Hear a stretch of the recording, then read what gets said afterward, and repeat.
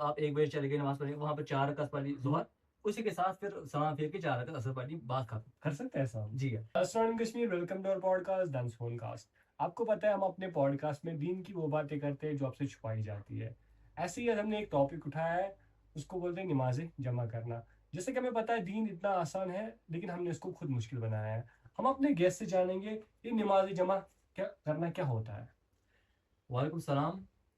जी, आपको पता है कि दीन ने हमें आसानियाँ दी थी, कंसेशंस दिए थे। जी। मतलब कि नमाज़ें खड़े होके पढ़नी होती है। हम्म, दीन ने कहा अगर नहीं पढ़ सकते, घुटने में तकलीफ है कुछ, बैठ के पढ़ लो। जी नहीं पढ़ सकते, इशारों में पढ़ लो। जी वुज़ू करना होता है, दीन ने कहा पानी नहीं मिला, बीमार हो, तयम्मुम कर लो, जी। मिट्टी के हाथ मुँह से हो गया। हम्म, इसी तरह से दीन ने ऐसी कंसेशन हमें दी थी। जी रोज़े नहीं रख सकते, पोस्टपोन कर लो। जी नहीं रख सकते, किसी गरीब को खाना खिला दो, वही रोज़ा हो गया। जी लेकिन हमने एक कंसेशन बुला के दीन को मुश्किल कर दिया। जी। यही एक कंसेशन थी हमारे पास, नमाज़ें जमा करना। लेकिन हमने इसको बुला के दीन को मुश्किल कर दिया। आप मुझे बताइए नमाज जो होती है वो जमा कैसे होती है, कैसे की जाती है? जी, ये 5 नमाज़ें होती है। जी इनमें से हम जो ज़ोहर और असर है, इन दोनों को जमा कर सकते हैं, जी और जो मगरिब और इशा, इन दोनों को जमा कर सकते हम्म, हैं। तो 5 की 3 हो गए। जी 5 नमाज़ें 3 में कन्वर्ट हो गई। जी जी और आप चाहे तो मतलब कि अब हमें ज़ोहर और असर को जमा करना है। आप चाहे तो ज़ोहर के वक़्त ही दोनों पढ़ लीजिए, असर के वक़्त ही दोनों पढ़ लीजिए। 3 मौकों पर 5 नमाज़ें पढ़नी है। मतलब आप 1 बजे चले गए नमाज़ पढ़ने, वहाँ पर 4 रकात पढ़ ली ज़ोहर, उसी के साथ फिर सलाम फेर के 4 रकात असर पढ़ ली, बात खत्म। कर सकते हैं ऐसा हम? जी हाँ। ना तो ये, लेकिन इसमें कोई मसला होना चाहिए, मतलब कि हर दिन तो आप नहीं करेंगे ना। अगर इंसान थका हुआ हो, बारिश हो रही हो, सहाबा का तरीका था कि जब बारिश हो रही हो, वो मस्जिद में जमात के साथ नमाज़ें जमा कर लेते थे। जी कि अब असर को कौन आएगा बारिश के अंदर, ये इसी वक्त दोनों पढ़ लेते हैं। इसी तरह से मगरिब और इशा को जमा कर सकते जी हैं। कुरान में इसका जिक्र इशारतन आता है, मतलब क्लियर बात नहीं है, इशारा कह दिया, क्योंकि कुरान में सिर्फ 3 वक्त कहा है नमाज का। अकीम सलात लिदुल शम्सी अला गस्क़िल लैल व कुरान फज्र, 3 वक्त कहे हैं, 5 नहीं कहा। तो इशारा मिल गया कि 3 वक्त में नमाज पढ़नी है। और हदीस में साफ साफ इसके अल्फाज है कि हज़रत अब्दुल्लाह बिन अब्बास कहते हैं कि नबी करीम सल्लल्लाहु अलैहि वसल्लम नमाजें जब भी मुश्किल होती थी, सफ़र होता था, कुछ होता था, नमाजें जमा कर लेते थे। हम्म, और एक बार उन्होंने बिना किसी सफ़र के, बिना बारिश के, बिना किसी वजह के ऐसे ही पढ़ा ली, ताकि कोई शक की बात ही ना रह जाए कि नमाजें जमा की जा सकती है। क्या ये हदीस में भी ऐसा ही लिखी है? बिल्कुल सही मुस्लिम की हदीस है। जी लेकिन हमने इसको भुला दिया। हाँ।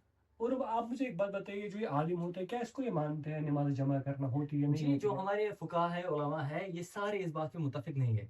इनमें जी से 3 ग्रुप बन गए हमारे यहाँ। एक तरफ आ गए शिया। जो शिया है, वो तो अलग-अलग नमाज़ पढ़ते ही नहीं है। हम्म वो सिर्फ़ 3 वक़्त में नमाज़ पढ़ते हैं। उनके यहाँ सिर्फ़ मस्जिद में 3 अज़ानें होती है, फजर की अज़ान, हम्म फिर ज़ुहर की अज़ान, उसी वक़्त वो असर भी पढ़ लेते हैं साथ में, और फिर मगरिब की उस वक़्त वो इशा भी पढ़ लेते हैं। हम्म उन्होंने ज़िद पकड़ रखी है कि वो 5 टाइम में नहीं पढ़ेंगे।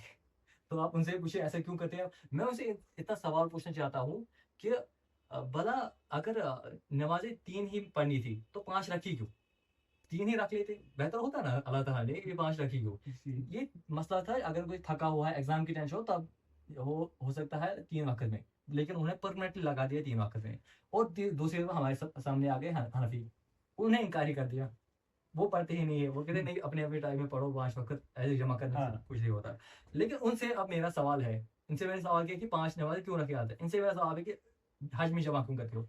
हज में जमा करनी हाँ, होती हज है। में हम जमा जमा करते हैं हाँ, नमाज। हज में ऐसे नहीं चलता। तो इनसे पूछो। लेकिन जो मेजॉरिटी उम्मत थी, चाहे वो इमाम शाफ़ी हो, इमाम मालिक हो, इमाम जाफ़र सादिक हो, इमाम औज़ाई हो, इमाम लैथ बिन सअद हो, जितने भी हमारे फुक़हा, इमाम इब्न तैमिया हो, इमाम दाऊद ज़ाहिरी हो, आजकल के इमाम अल्बानी हो, सारे इस बात पे मुत्तफ़िक है कि नमाज़ें जमा की जा सकती है जब भी कोई मुश्किल हो। अच्छा, मुझे एक चीज लग रहा है कि इससे हमारे नुकसान हो रहे हैं। क्या नुकसान हो रहे हैं हमारे इससे? जी, हमने जो ये कंसेप्ट बुला दिया। देखिए, हमारे माइंडसेट को देखिए आजकल के लोगों के। हमने पहले नमाज़ को इतना मुश्किल बना दिया तो आगे पढ़ ही ना सके। हम्म ज़ोहर की 4 रखी हुई थी, अल्लाह ताला ने उसके साथ कहा कि अगर नफ़ल पढ़नी है तो पढ़ लो।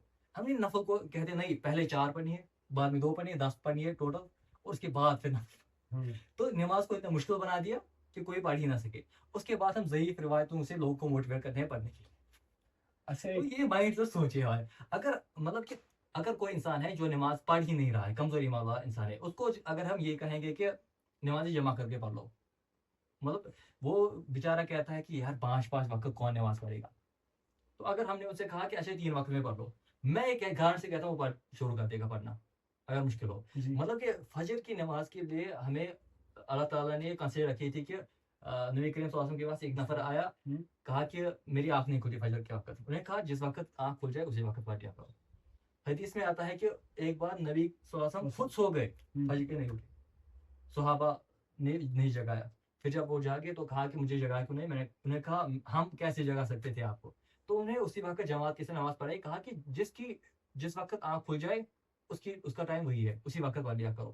اگر کوئی بندہ ہے وہ کہتا ہے کہ میں فجر نہیں پڑھ سکتا، تو پڑھ نہیں پا رہا ہوں، میں جاگ نہیں ہوں، اس کو ہم یہاں سے کیا جہنمی جہنمی جہنمی جہنمی جہنمی جہنمی جہنمی وہ بیچارہ دین سے ہی دور ہو جائے گا. یار 10 رکھا جہنمی جہنمی چڑھا.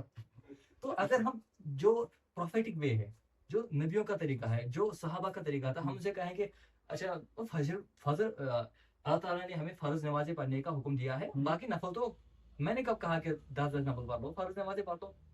دیکھنا وہ شروع کر دے گا. اگر وہ کہے گا تب بھی نہیں پڑھ سکتا، اچھا جس وقت آپ کھل جائے اسی وقت پڑھ لو. اگر ہم کہیں گے کہ نہیں میں تب بھی نہیں پڑھ پا رہا ہوں، تو 3 وقت میں پڑھ لو جمع کر کے. میں کہتا ہوں کہ کوئی بد وقت ہوئی اس کے بعد جو کہے گا میں نماز نہیں پڑھوں گا. لیکن ہم نے ایک دو مشکل باندھے، اس کے بعد ہم نے فضائل اعمال سے ضعیف روایتیں. اچھا میرا لاسٹ ایک سوال ہے آپ سے، کیا ہم کچھ جھوٹ بول سکتے جس کی وجہ سے کوئی بندہ نماز پڑھے؟ جی یہ تو ہم نے دیکھیں ضعیف روایت کا مطلب کیا ہوتا ہے. ضعیف مطلب کہ جس کی کوئی ہمارے پاس ثبوت نہ ہو کہ یہ نبی صلی اللہ علیہ وسلم نے ایک بات کہی ہے. جی جی. اور جھوٹی روایت کو کہتے ہیں موضوع. ضعیف اور موضوع میں فرق ہوتا ہے.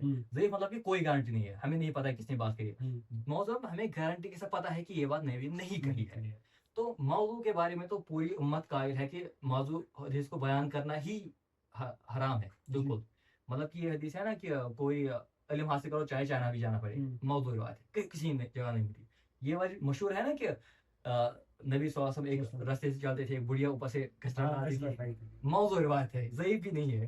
لیکن اب جو ضعیف روایتیں ہیں ان کا کیا کرنا ہے؟ کچھ ہمارے یہاں تیز دماغ والے لوگ آ گئے، کہاں کہ اگر کسی کو آپ کو لگتا ہے کہ ضعیف روایت کہنے سے انسان موٹیویٹ ہو جائے گا نماز پڑھنے کے لیے، تو ضعیف روایت بیان کر دو. اور اس کے لیے امام احمد کا کال لے کر آگے کہ دیکھو امام احمد کہہ رہا ہے کہ اگر مجھے صحیح حدیث نہیں ملتی میں ضعیف استعمال کر لیتا ہوں. ارے اس وقت میں کیا کہوں؟ یہ 3 طریقے کی ہوتی ہیں، ایک صحیح ہوتی ہے، ایک ضعیف ہوتی ہے، تیسری درمیان میں حسن روایت. حسن روایت کی مطلب کہ شاید ضعیف ہو سکتی ہے لیکن لگتا ہی ہے کہ گارنٹی کے ساتھ بات نہیں کر سکتے. تو امام احمد کے وقت یہ حسن ٹرمنالوجی ڈیولپ نہیں ہوئی تھی. لوگ ضعیف اور صحیح میں کیٹیگرائز کرتے تھے. جب وہ کہہ رہے ہیں کہ ضعیف روایت میں لے لیتا ہوں مسئلہ، تو وہ حسن کی بات کر رہے تھے. ضعیف سے تو کوئی لیتا ہی نہیں ہے. یہ بات یہ اصول بالکل غلط ہے، بالکل حرام ہے، اس کو بالکل استعمال نہیں کرنا چاہیے. ہمارے پاس 17,000 صحیح روایت ہے، کیا وہ کم پڑ گئی ہمارے پاس؟ کیا ہم ضعیف کو شروع ہو گئے؟ تو ہمیں کہنا شروع کر دو اس میں کیا کیا لکھا ہوا ہے ضعیف روایت میں، تو آپ کان بند کرنے کے بعد. اب مجھے لگتا ہے لائک ہم کیا کرتے ہیں، ہم بولتے ہیں پھر اس کو 10,000 ثواب ملے گا، 20,000 ثواب ملے گا، تو انسان موٹیویٹ ہو جاتے ہیں. اب بولے وہ ضعیف روایت ہے، موسٹلی ان میں ضعیف ہے. یہ جو اس کو کیا کہتے ہیں قرآن حدیث کرنا، اس کی ساری روایتیں ضعیف ہیں. مجھے کوئی ایک نہیں ملتی جس کو یہ یاد کرنے کا. ہر جگہ پہ جہاں پہ یہ قرآن کی فضیلت کی بات ہے وہاں پہ لکھا ہے کہ جو انسان قرآن کو اپنی زندگی میں شامل کر لے، جو انسان قرآن کا علم حاصل کر لے، یہ یاد کرنے کا مجھے کہیں بھی صحیح روایت نہیں ملی، ساری ضعیف ہے. چلیے ہم اپنا پوڈ کاسٹ کے ساتھ اینڈ کرتے ہیں. اس پہ شاید ہم ایک فل فیج پوڈ کاسٹ کریں گے کہ ضعیف روایت کا کرنا کیا ہے. فضائل اعمال پہ نیکسٹ پوڈ کاسٹ ہوگا ہمارا. تھوڑا کنٹروورسی ہو جائے گا، ہونے دو. چلیے اب اسی کے ساتھ اپنا پوڈ کاسٹ اینڈ کرتے ہیں. فی امان اللہ.